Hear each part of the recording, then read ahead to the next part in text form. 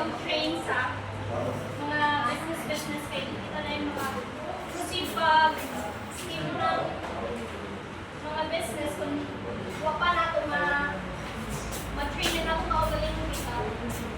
Then, example, kung may empleyado na hindi maganda ang performance o may safety concern, first the assistant show training to resolve this solution.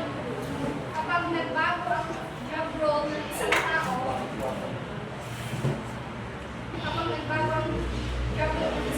so person assistant also highlight kung kailangan nila ng karagdagang training para improve ang kanilang mga tasks.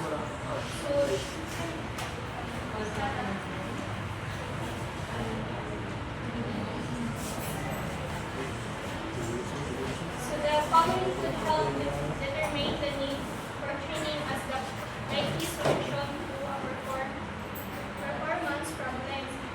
A.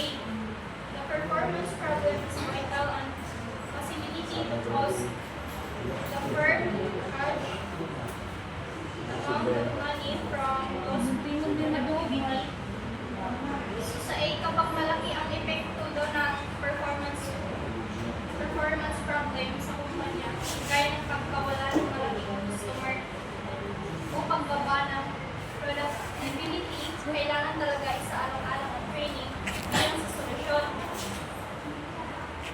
Then B is employees do not know how to perform effectively with little training on. And simply daw, kailangan nila ng additional training para gayon ma-train din nila ang kinatrabaho din sa magkasayo sa mga training. Then C, correct knowledge or behavior cannot be shown by employees due to infrequent or never use training content sa job. Kapag ang training content ay hindi regular o hindi ginagamit sa trabaho, ay maaari din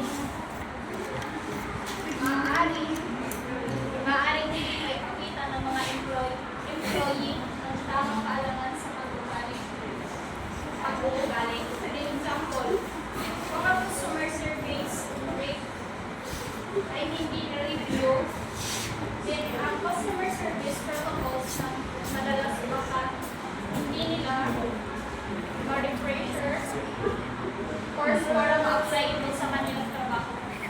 Then sa D, there are clear performance expectations. There are no problems to perform. Performance like tools or equipment. Kung malinaw ang expectation sa performance at walang problema ang kagamitan ng mga equipment, matutunan ang performance issues. For example, sa isang manufacturing team ay hindi naabot ang quality standards at maayos ng ang makina nila.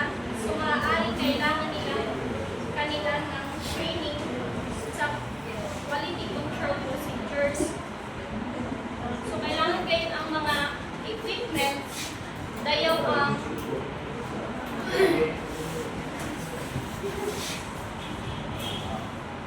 ilagkuan manufacturing din magkaisa ang mga trabahante kay parang dayaw ang ila pagtrabaho.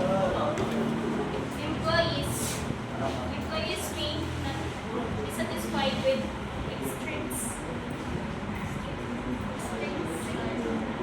Factors like compensation that they need be encouraged to slow down their pace of work. So kapag hindi daw masaya ang mga empleyado sa kanilang compensation o iba pag external factors, then maaari pumagal ang kanilang trabaho at hindi ito dahil sa kakulangan ng skills.